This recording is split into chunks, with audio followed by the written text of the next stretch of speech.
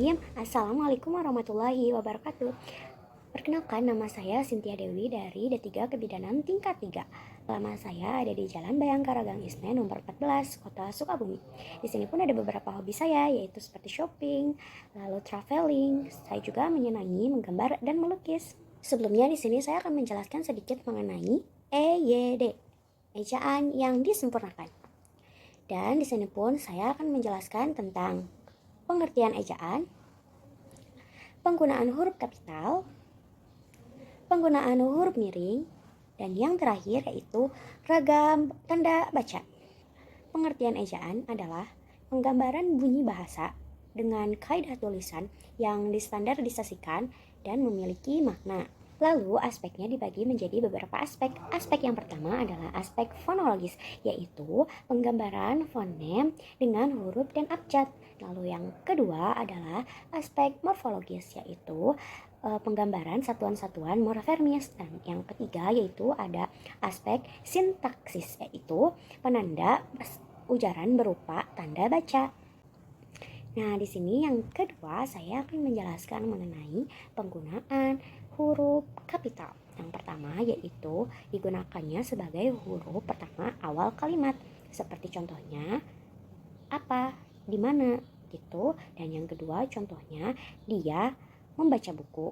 Dan selanjutnya ada digunakan sebagai huruf pertama unsur nama orang atau julukan, contohnya seperti Jenderal Kancil atau Amir Hamzah.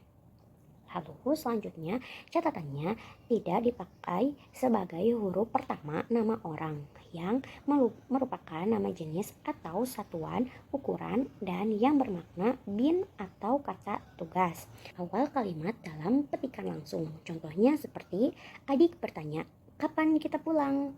Dan digunakan juga sebagai huruf pertama setiap kata nama, agama, kitab suci, Tuhan, termasuk sebutan dan kata ganti untuk Tuhan, contohnya Islam, Katolik, Buddha, Hindu, Kristen, Protestan, dan Tuhan, Allah, dan yang lainnya. Juga di sini digunakan sebagai huruf pertama unsur nama gelar, kehormatan, keturunan, keagamaan, atau akademik yang diikuti nama orang. Di sini juga digunakan sebagai huruf pertama unsur nama jabatan dan pangkat yang diikuti nama orang, atau yang dipakai sebagai pengganti nama orang tertentu atau nama instansi, juga nama tempat. Contohnya seperti Wakil Presiden Adam Malik dan Gubernur Papua Barat. Lalu digunakan juga sebagai nama tahun, bulan, hari besar, juga hari raya. Contohnya seperti hari Jumat, lalu ada bulan Agustus, ada hari Lebaran Idul Fitri, dan yang lainnya. Juga dipakai di sini menjadi huruf pertama unsur nama peristiwa sejarah. Lalu digunakan juga huruf pertama nama geografi, contohnya Asia Tenggara, dan contohnya juga Bukit Barisan. Nah, di sini yang ketiga yaitu saya akan menjelaskan mengenai penggunaan huruf miring. Nah, yang pertama yaitu untuk menuliskan kata atau ungkapan dalam bahasa daerah atau asing. Yang kedua yaitu untuk menegaskan atau mengkhususkan huruf bagian kata atau kelompok kata dalam kalimat.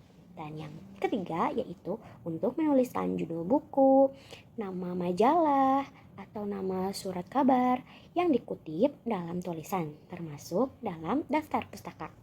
Dan yang keempat yaitu ragam tanda baca. Yang pertama adalah tanda titik, dan yang kedua ada tanda koma, yang ketiga tanda titik koma, yang keempat ada tanda titik dua, lalu yang kelima ada tanda hubung, dan yang keenam ada tanda pisah, yang ketujuh ada tanda tanya, lalu yang kedelapan ada tanda seru, yang kesembilan ada tanda petik, yang kesepuluh ada tanda petik tunggal, lalu yang ke-11 ada tanda kurung, ke-12 ada tanda kurung siku, ada tanda elipsis, yang ke-14 ada tanda garis miring, yang ke-15 yaitu ada tanda penyingkat. Nah, itu sedikit materi yang dapat saya jelaskan. Mungkin cukup sekian juga yang dapat saya sampaikan. Kurang dan lebihnya saya mohon dimaafkan karena saya juga masih dalam tahap belajar. Sekian dari saya, terima kasih atas perhatiannya. Assalamualaikum warahmatullahi wabarakatuh.